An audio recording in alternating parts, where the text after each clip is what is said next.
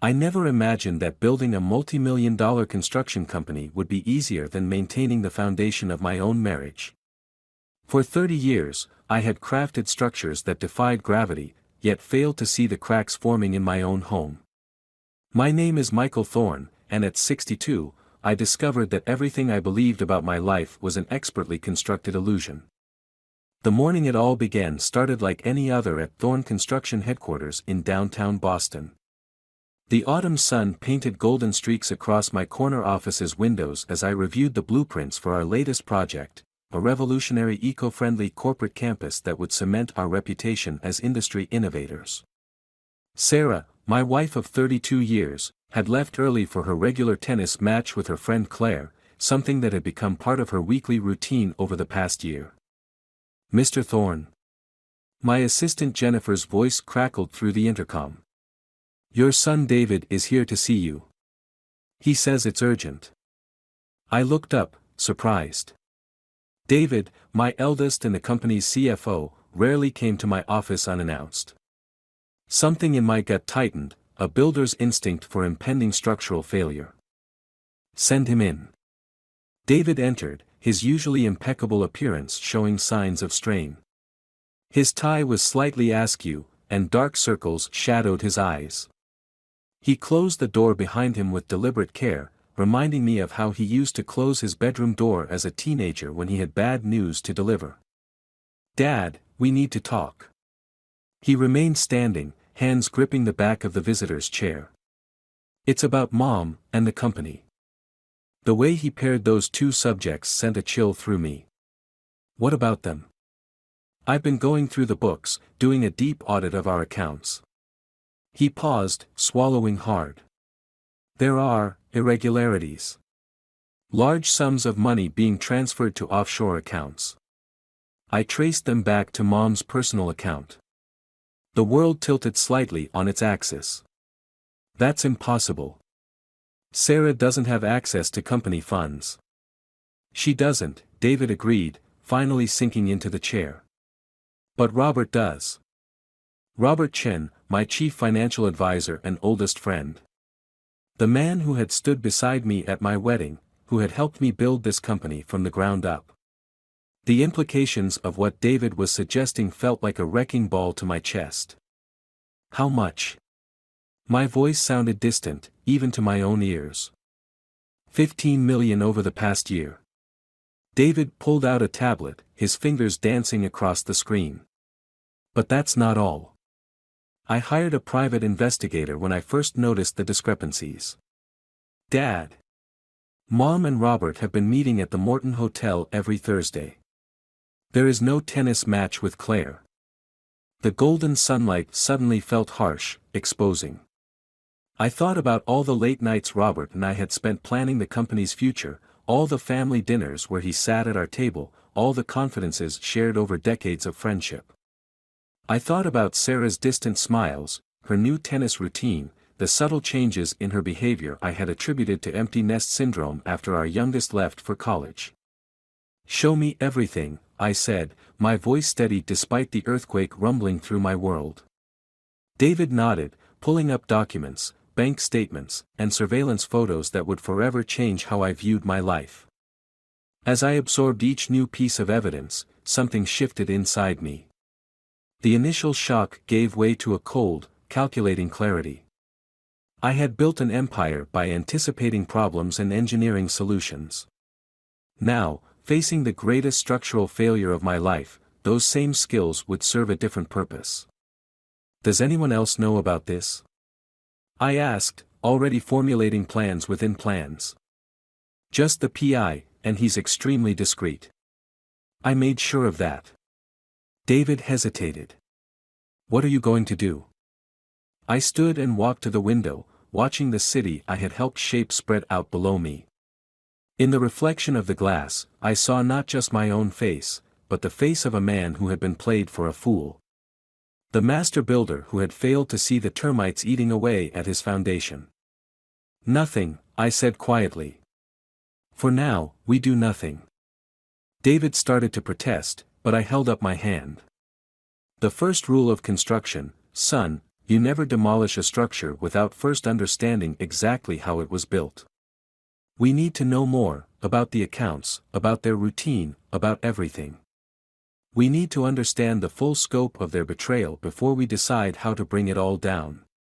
As I turned back to face my son, I saw a glimmer of recognition in his eyes. He had watched me orchestrate complex demolitions throughout his childhood, the precise placement of charges, the careful calculation of load-bearing points, the spectacular controlled collapse that left nothing but clear ground for something new to be built. I've spent my life building things, I continued, my voice taking on an edge I hardly recognized. Now it's time to learn how to deconstruct them, piece by piece. The sun continued its journey across the Boston skyline, casting long shadows across my office. In those lengthening shadows, I began to plot the careful dismantling of the life I thought I knew, and the execution of a plan that would make every betrayal count. The next 72 hours became an exercise in method acting that would have made Hollywood's finest envious. I maintained my routine with surgical precision, sharing breakfast with Sarah, discussing renovation plans for our summer house in Cape Cod, all while the acid of betrayal ate through my insides. Each smile she offered now felt like a carefully crafted prop, every casual touch a calculated performance. The true test came Thursday morning.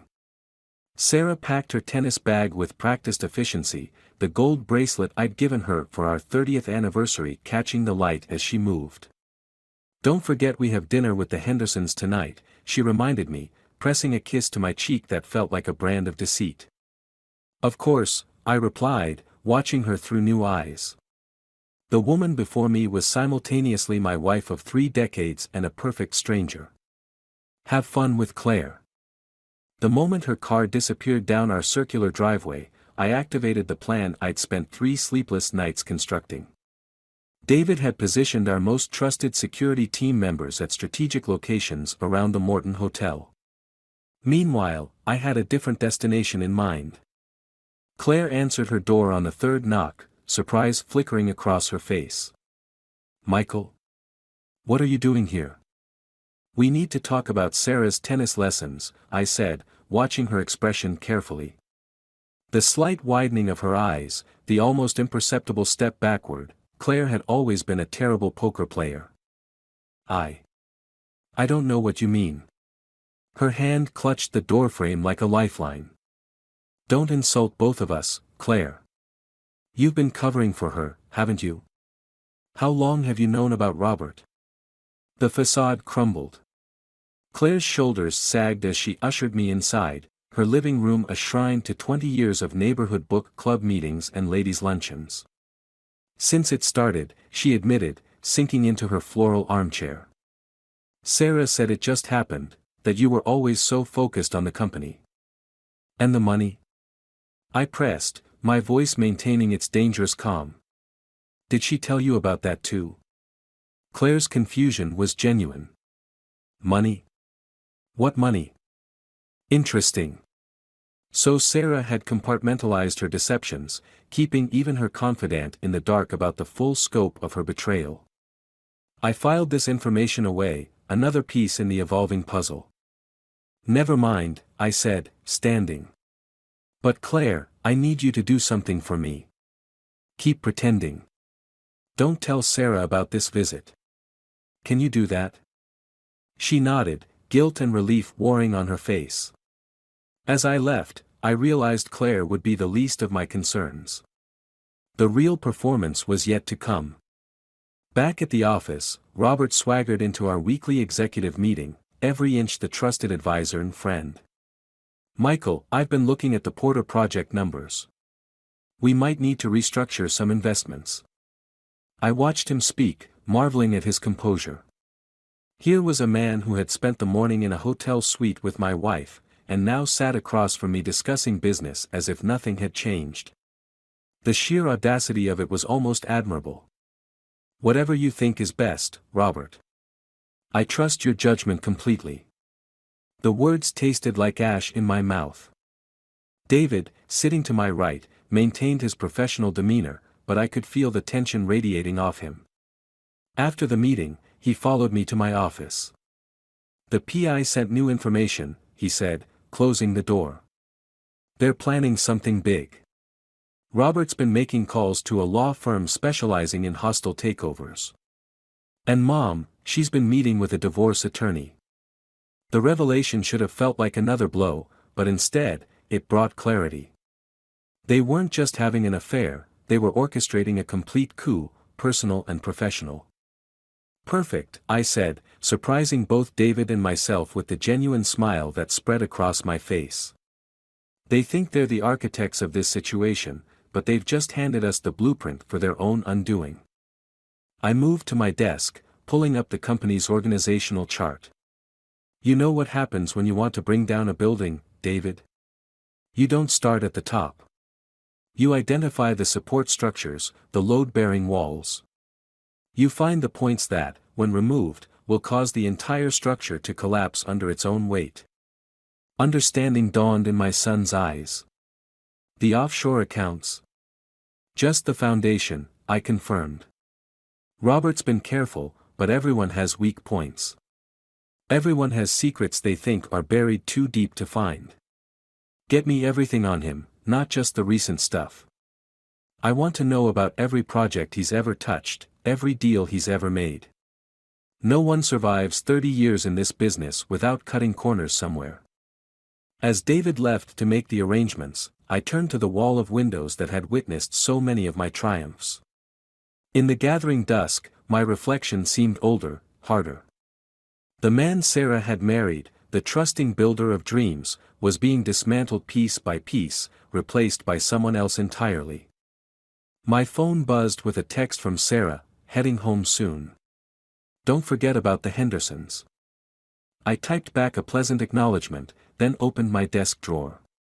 Inside lay an envelope from the PI containing photos of Sarah and Robert leaving the Morton Hotel, their secret smiles caught in high-resolution clarity. I slipped one into my jacket pocket, a reminder of why what would come next was not just necessary, but justified. The stage was set. The players were in position. And soon, very soon, they would learn that the greatest danger in betraying a builder is assuming he doesn't know how to destroy. There's a moment in every demolition when the charges are set, the calculations are done, and all that remains is the terrible clarity of waiting. I'd experienced it countless times throughout my career, but never like this, never with my own life as the structure to be imploded. The dinner with the Hendersons became a masterclass in subtle psychological warfare. I watched Sarah perform her role as the devoted wife, noting how she'd perfected every gesture over our years together. The way she touched my arm when laughing at Tom Henderson's jokes, how she finished my sentences when I talked about our early days together, each action now revealed itself as a carefully crafted artifice, a false support beam in the architecture of our marriage. You seem different lately, Michael, Ellen Henderson observed over dessert, her eyes sharp behind designer frames. More intense. I smiled, letting a calculated fraction of truth surface. Perhaps I am. Age has a way of bringing things into focus, doesn't it? Sarah's hand tightened imperceptibly on her wine glass, the first crack in her composure I'd seen since discovering her betrayal. She'd always been attuned to the subtleties of my moods, a skill that had made her both an excellent conspirator and, ironically, a vulnerable one. Later that night, I lay awake beside her, studying the familiar curve of her shoulder in the darkness. 32 years of shared breaths, shared dreams, shared deceptions. The weight of it pressed against my chest like a concrete slab. I know you're awake, she murmured, not turning around.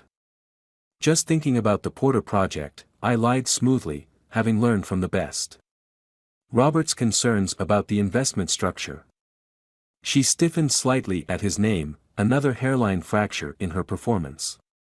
You work too hard, she said, reaching back to touch my hand. You always have.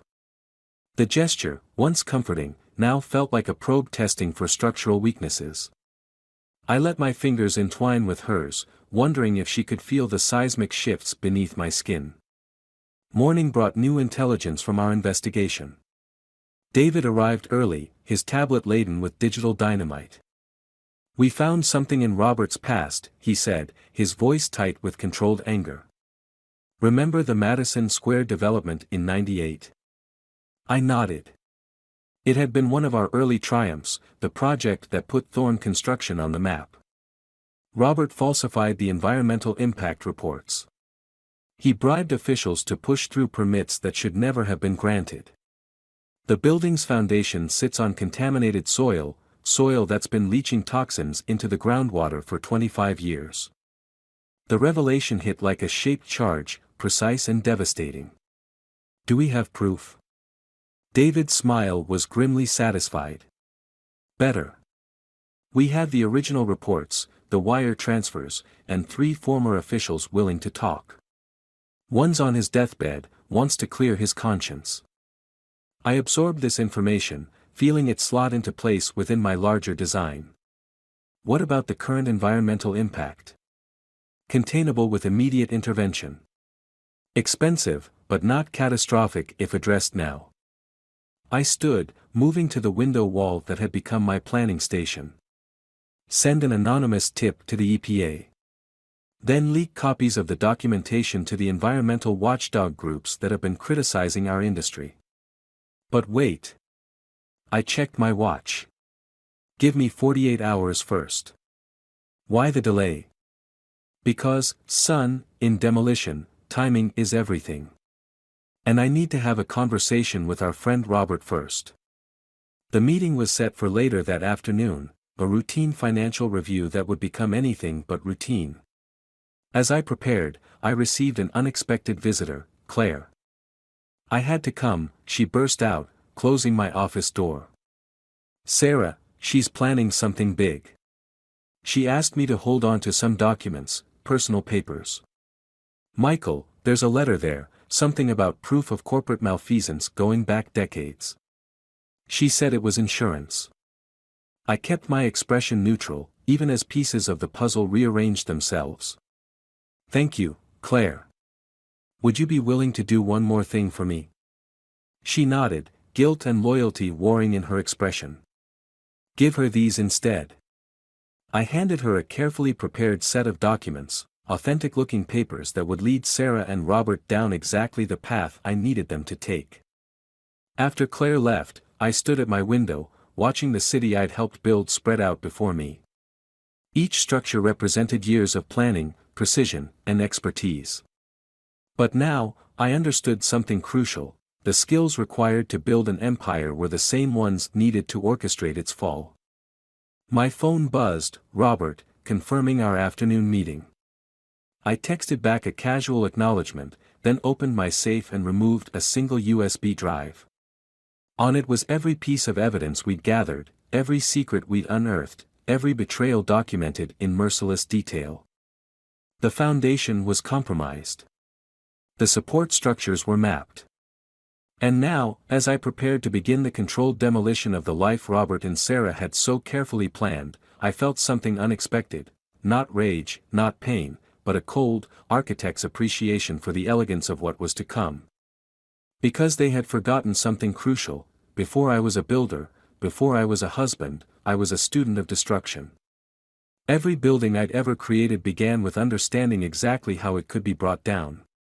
And now, as I prepared to meet with Robert, I realized that understanding would finally serve its true purpose. The time for waiting was over. The charges were set. And in the silence before detonation, I felt the last pieces of the man I used to be crumble away, replaced by someone harder, colder, and infinitely more dangerous, someone who understood that the most devastating collapses always begin from within. The leather chair across from my desk had witnessed countless negotiations, deals, and confrontations over the years.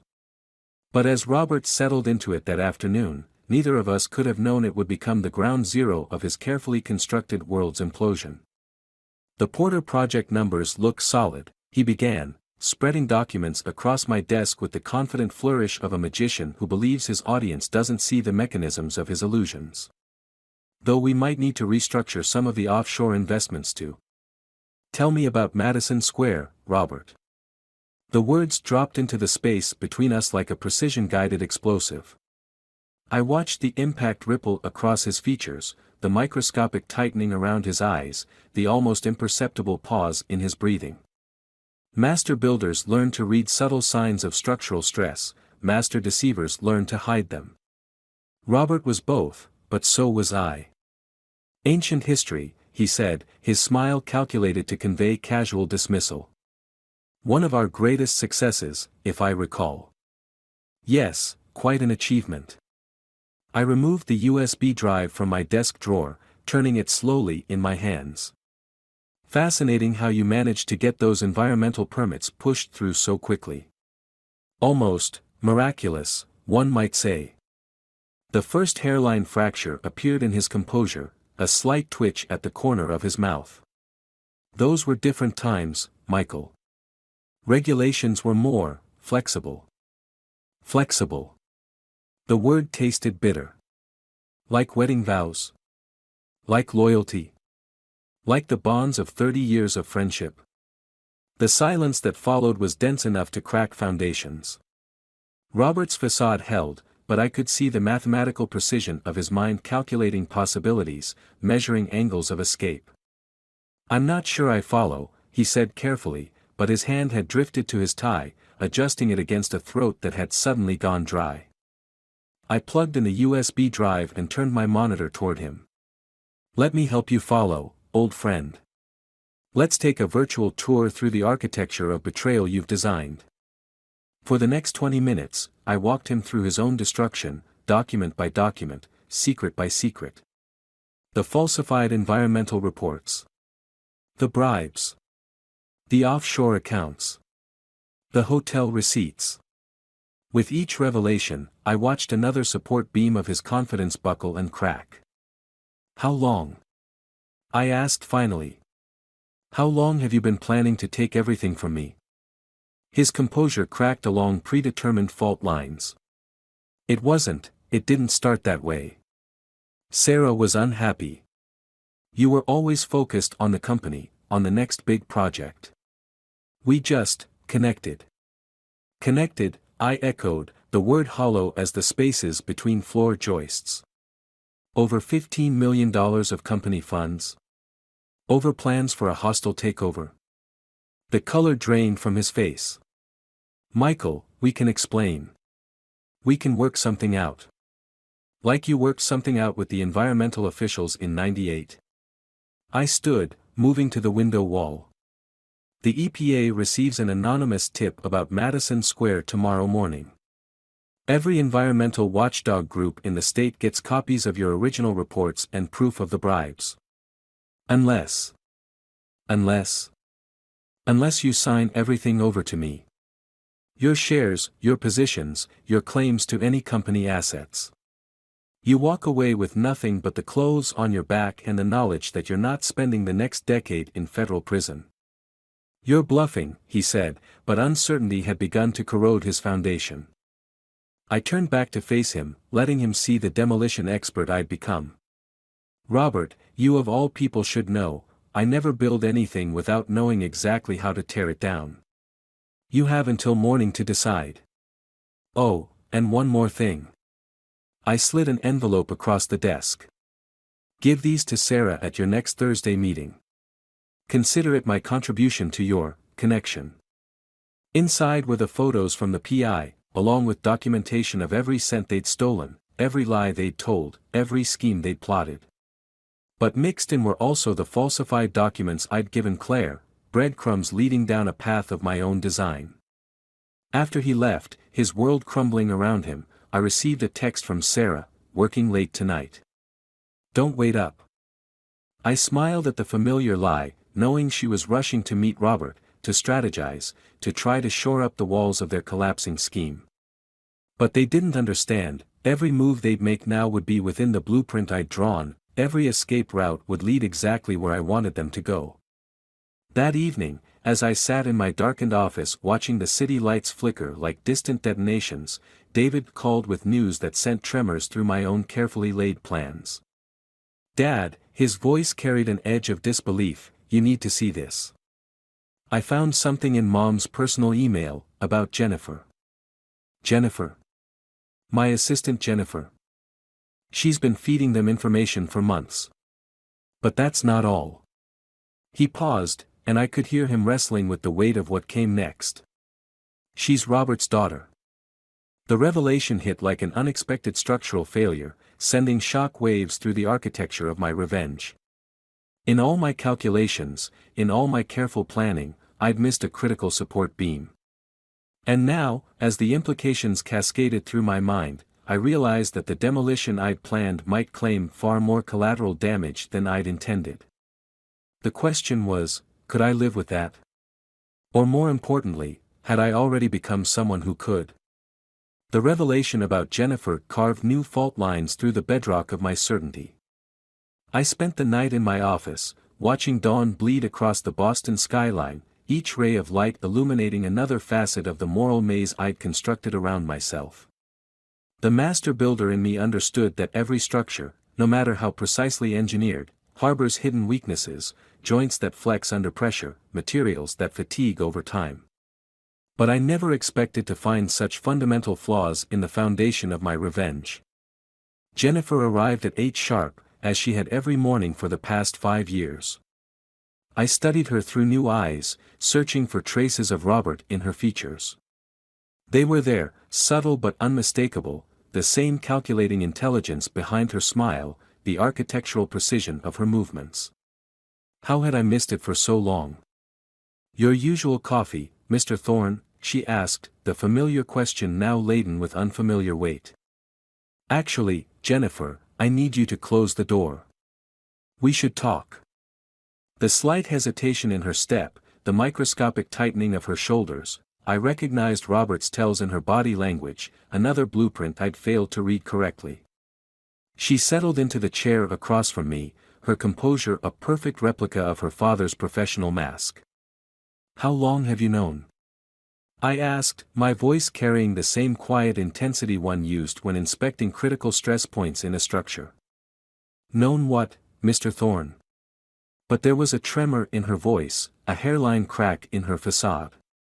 I turned my monitor toward her, displaying an old photograph I'd discovered in our company archives, Robert at a company picnic 17 years ago, holding a young girl with familiar eyes.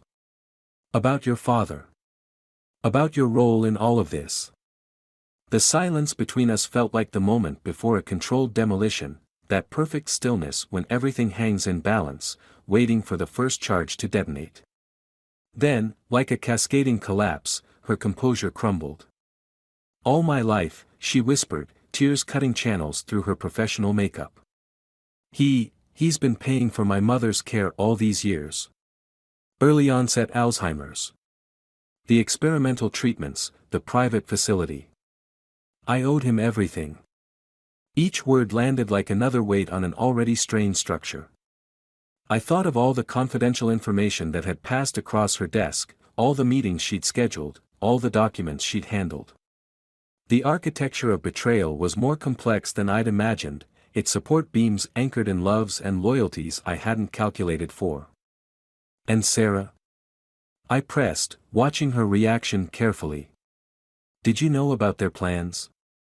Jennifer's hands twisted in her lap, knuckles white with tension. "Not at first. But then. Dad said he was in love with her. That you were so focused on the company, you never saw how lonely she was. He said you deserved it." The words should have triggered another collapse, but instead, they reinforced something inside me, a steel beam of certainty running through the core of my resolve. "And now? What do you think I deserve?"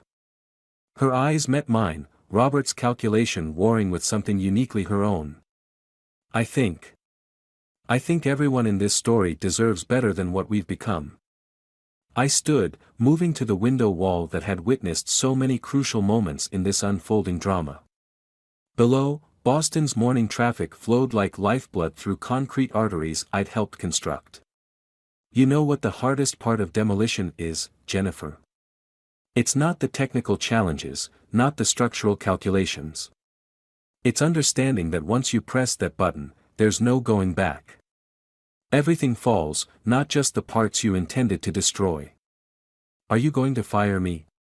Her voice was small, but there was a strength in it, the kind that comes from carrying heavy secrets for too long. I turned back to face her, seeing not just Robert's daughter or Sarah's conspirator, but a young woman caught in the crossfire of older, deeper betrayals. No. But I am going to give you a choice. Opening my desk drawer, I removed 2 envelopes. The first contains enough evidence to implicate you as an accessory in your father's crimes.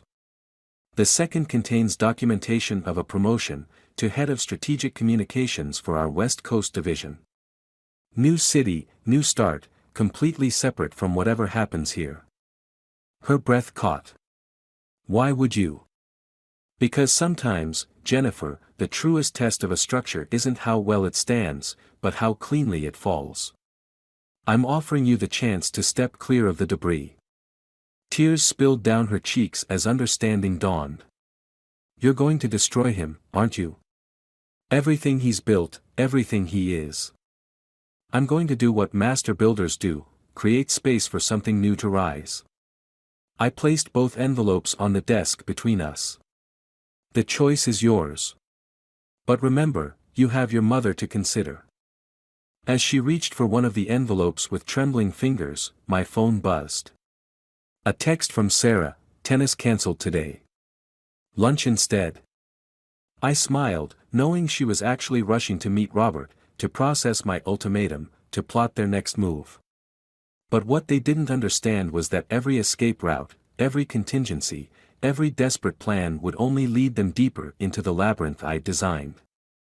My gaze returned to Jennifer, watching as she made a choice that would determine not just her fate, but the precise angle of collapse for everything I'd spent the last week engineering. Her decision would add another variable to my calculations, but then again, the most spectacular demolitions are often the ones that incorporate unexpected elements into their design. In demolition, there's a moment they call the point of no return, when the charges are live, the countdown has begun, and the structure's fate is sealed. As I sat in my office that Thursday morning, watching Sarah's car pull into the Morton Hotel's parking garage for the last time, I realized I'd reached that point in more ways than one. The man I used to be, the trusting husband, the loyal friend, the builder of dreams, had been systematically demolished, replaced by someone harder, colder, and infinitely more precise in his calculations. Jennifer had chosen the West Coast option, her tears leaving dark stains on the promotion paperwork as she signed. Her final words to me still echoed, "Sometimes the things we build to protect ourselves become our prisons." She'd looked so much like Robert in that moment, the same penetrating insight, but tempered with a compassion he'd long since abandoned. The EPA investigation was already making headlines. "Major construction firm faces environmental scandal," screamed across my news feeds, each article carrying carefully planted seeds of destruction. Robert's desperate calls had gone unanswered, each voicemail more frantic than the last. The precision of his downfall would have been beautiful if it wasn't so terrible, like watching a skyscraper collapse into its own footprint. "They're both inside," David's voice crackled through my phone. He'd positioned himself in the hotel lobby, another piece in our final gambit. "Security teams are in place." "Wait for my signal," I instructed, though my hand trembled slightly as I ended the call. The weight of what I was about to do pressed against my chest like a concrete slab, but I'd learned that the heaviest burdens are often the ones we choose to carry. I adjusted my tie in the reflection of my office window, studying the man I'd become. The silver at my temples seemed more pronounced, the lines around my eyes deeper, each a marker of the psychological architecture I'd constructed to survive this transformation. Below, Boston stretched out like a blueprint of my life's work, every building a testament to what I'd created, every shadow a reminder of what I was about to destroy. The hotel suite's door opened smoothly. I'd had a key card made weeks ago, another piece of groundwork laid with architectural precision. The scene that greeted me was exactly as I'd engineered: Sarah and Robert, heads bent over documents spread across the bed, their elaborate plans for my destruction laid bare like structural drawings. "Hello, dear," I said softly.